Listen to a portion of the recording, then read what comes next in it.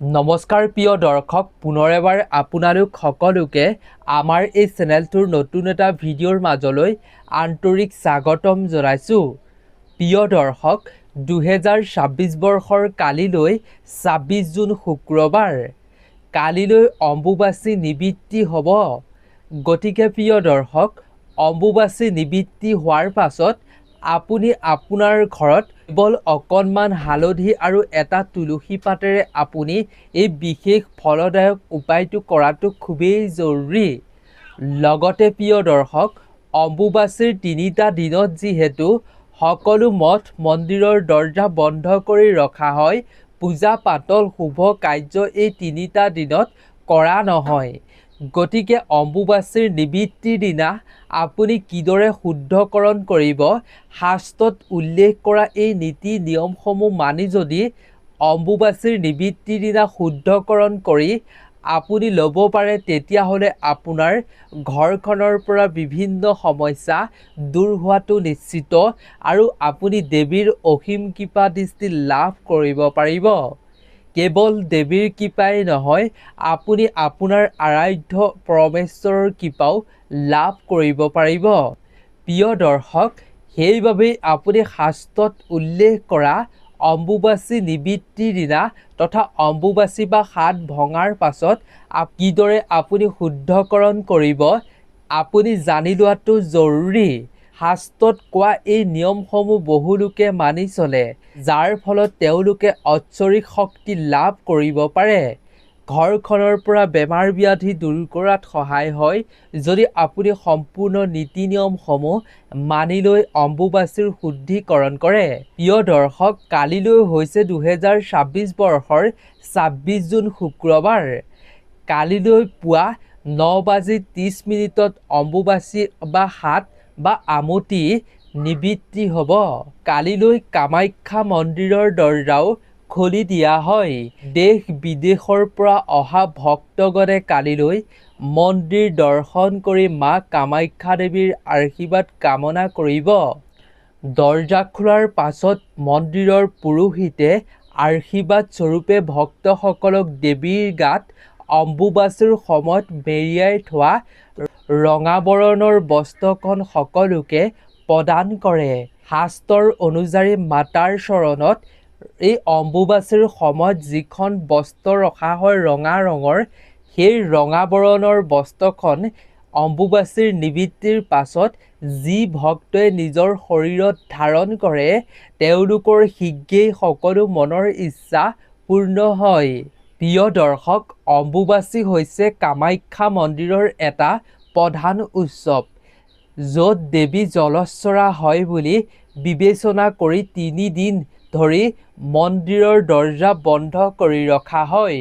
প্ৰিয় দৰ্শক, আৰু নিবৃত্তি মানে হৈছে এই সময়ছোৱা তথা দেৱী জলস্বৰা হোৱাৰ সময়ছোৱাৰ সমাপ্তি ঘটে আৰু তাৰ পাছত মন্দিৰৰ পুৰোহিতে শুদ্ধিকৰণ কৰে, দেৱীক স্নান কৰায় আৰু তাৰ পাছত মন্দিৰৰ দৰ্জা খুলি সকলো ভক্তকে দেৱী মাক দৰ্শন কৰিবলৈ দিয়ে আৰু নিবৃত্তিৰ পাছত ভক্তগণে দেৱী মাক দৰ্শন কৰি পুষ্পমালা অৰ্পণ কৰে আৰু মাতাক প্ৰাৰ্থনা কৰে যাতে তেওঁলোকৰ জীৱনৰ পৰা সকলো বিপদ বিঘিনি দূৰ হয় আৰু সকলো মনৰ ইচ্ছা শীঘ্ৰেই পূৰ্ণ হয়।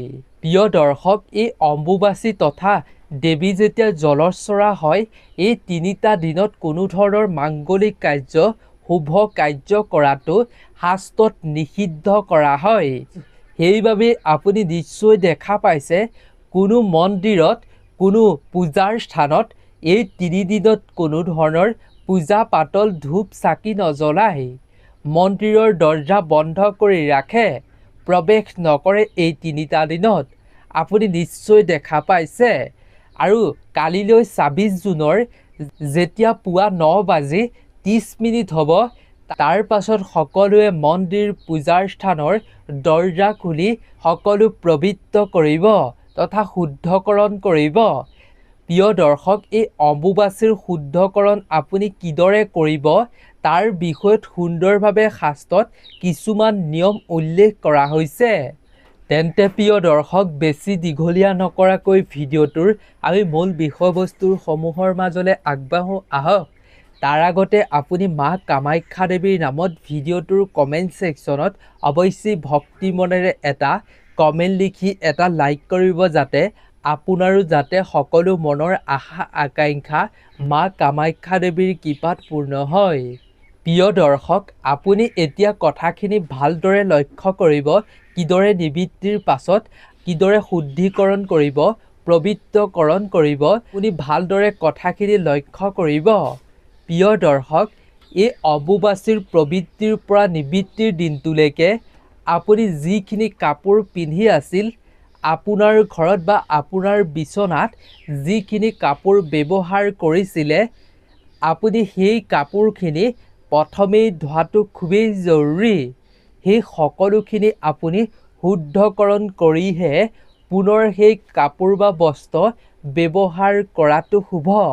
আপুনি জলেৰে সকলো শুদ্ধিকৰণ কৰিব লাগে। প্ৰিয় দৰ্শক, কালিলৈ পুৱা 9:30 নিবৃত্তি হ'ব আৰু নিবৃত্তিৰ পাছত আপোনাৰ ঘৰৰ যি পূজাৰ স্থান গোসাঁই ঘৰ, আপুনি সেই গোসাঁই ঘৰ পূজাৰ স্থানত প্ৰৱেশ কৰিব।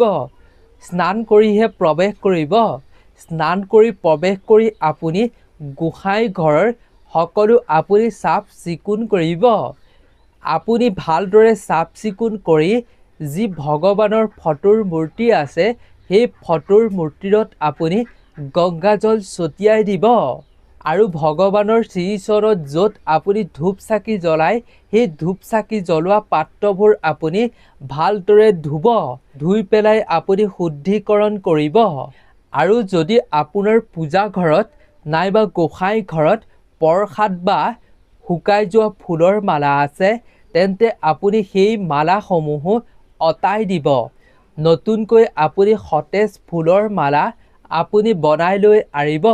আৰু আপোনাৰ ঘৰত যি ভগৱানৰ ফটোৰ মূৰ্তি আছে, সেই ফটোৰ মূৰ্তিত যদি আপুনি যিকোনো ধৰণৰ আপুনি কাপোৰ বা বস্ত্ৰ বা পৰ্দা ব্যৱহাৰ কৰিছে, তেন্তে আপুনি সেই কাপোৰ ভালদৰে খুলি আনি হালধি আপুনি পানীত মিহলাই লৈ গংগাজল তাত দি লৈ আপুনি সেয়াই স্নান কৰাব লাগে।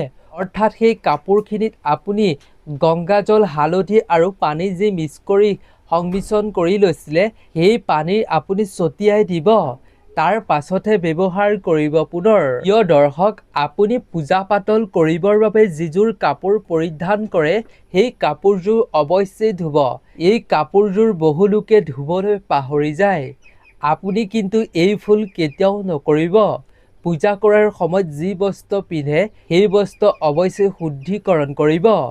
আৰু প্ৰিয় দৰ্শক, আপুনি কালিলৈ নিবৃত্তিৰ দিনা যেতিয়া কামাখ্যাৰ দৰ্জা খুলি দিয়া হ'ব, অম্বুবাচী শেষ হোৱাৰ পাছত, তাৰ পাছত আপুনি দৰ্শন কৰিব পাৰে মাতাক। আপোনাৰ ঘৰত যদি মা কামাখ্যা দেৱীৰ ফটো আছে, তেন্তে আপুনি অৰ্পণ কৰিব লাগে মাৰ শ্ৰীচৰণত আম আৰু গাখীৰ। আম আৰু গাখীৰ এই তিনিটা দিনত খালে মাতা তৃপ্ত হয়, সন্তুষ্ট হয়। গতিকে মাতাক আপুনি এই বস্তু অৰ্পণ কৰিব পাৰে। ইয়াক অতি শুভ বুলি শাস্ত্ৰত গণ্য কৰা হৈছে। আৰু যদি মা কামাখ্যা দেৱীৰ ঘৰত ফটো আছে, তেন্তে আপুনি শুদ্ধিকৰণ কৰি লৈ সঠিকভাৱে আপুনি মাৰ শ্ৰীচৰণত দীপ জ্বলোৱাটো খুবেই জৰুৰী। অৰ্থাৎ চাকি বন্তি জ্বলাব লাগে। জবা ফুল আপুনি অৰ্পণ কৰিব লাগে। সেন্দুৰ আৰু পাণ চুপাৰি আপুনি ৰঙা কাপোৰ অৰ্পণ কৰিব লাগে।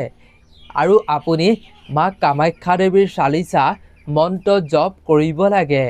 এনে কৰিলে মা শীঘ্ৰেই প্ৰসন্ন হয়। প্ৰিয় দৰ্শক, অম্বুবাচী নিবৃত্তিৰ পাছত বিধৱা মহিলা, অবিবাহিত বা দৰিদ্ৰ লোকক আপুনি ভোজন কৰাব পাৰে, নাইবা আপুনি সামৰ্থ্য অনুযায়ী কাপোৰ বস্ত্ৰ আপুনি দান কৰিব পাৰে। আপুনি অম্বুবাচীৰ নিবৃত্তিৰ পাছত গৰু ছাগলীক আপুনি সেউজীয়া ঘাঁহ খুৱাব পাৰে, ফল মূল খুৱাব পাৰে। এনে কৰিলে উৰ্বৰতা আৰু মংগল বৃদ্ধি হয়।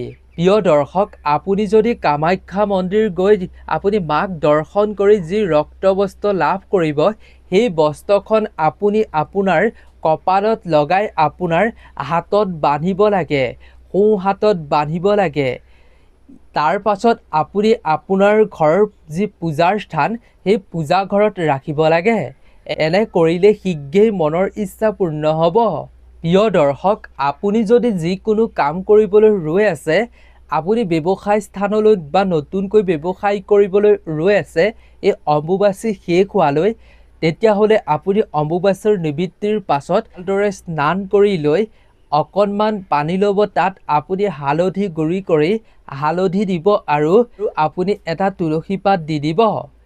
আৰু যি কামলৈ আপুনি যাবলৈ ওলাই আছে সেই কামলৈ যোৱাৰ পূৰ্বে আপুনি সেই বস্তুকেইটা তথা সেই পানীকণত আপুনি আপোনাৰ হাতখন ৰাখি লৈহে আপুনি যিকোনো কামলৈ যোৱাটো খুবেই শুভ। এনেকৈ যদি আপুনি নতুন কাম আৰম্ভ কৰে নিবৃত্তিৰ পাছত, তেতিয়াহ'লে আপোনাৰ সেই কামত মা কামাখ্যা দেৱীৰ অসীম কৃপা দৃষ্টি থাকিব। প্ৰিয় দৰ্শক, কালিলৈ পুৱা 9:30 নিবৃত্তি হ'ব অম্বুবাচী। গতিকে নিবৃত্তিৰ পাছত আপুনি যিকোনো শুভ কাৰ্য, গৃহপ্ৰৱেশ, মাংগলিক কাৰ্য কৰিব পাৰিব।